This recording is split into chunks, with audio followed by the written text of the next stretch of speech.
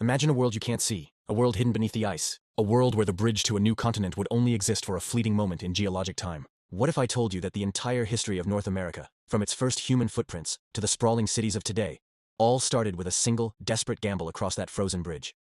It all begins over 20,000 years ago, during the last ice age. Massive glaciers, miles thick, locked up so much of the world's water that sea levels plummeted. This exposed a vast land bridge called Beringia, connecting Siberia to what is now Alaska. It wasn't a quick dash. It was a slow, multi-generational journey. Hunter-gatherers, following herds of woolly mammoths and giant bison, unknowingly stepped into a new world. For thousands of years, they were trapped, a massive wall of ice cutting them off from the rest of the continent. But then, the world began to warm. The ice sheets retreated, opening up a corridor south. This was the real starting gun.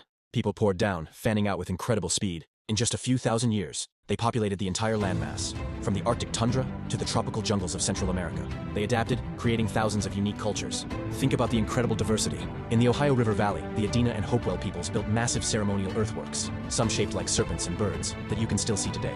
To the southwest, the ancestral Puebloans, or Anasazi, carved entire cities into the sides of cliffs, like Mesa Verde. And in what is now Mexico, great civilizations rose and fell. The Olmecs carved colossal stone heads. The Maya built pyramids that kissed the sky and developed a writing system more complex than anything in Europe at the time.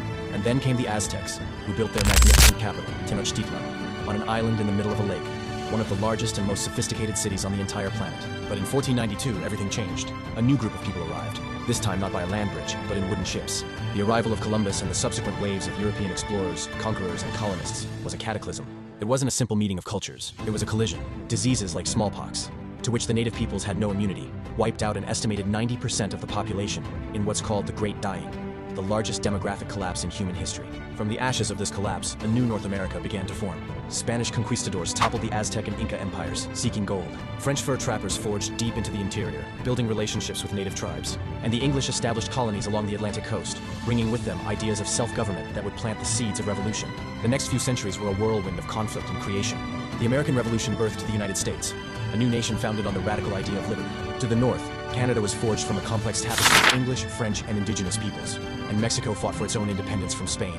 The continent was carved up, bought, and conquered. The Louisiana Purchase, the Mexican-American War, the relentless westward expansion under the banner of Manifest Destiny.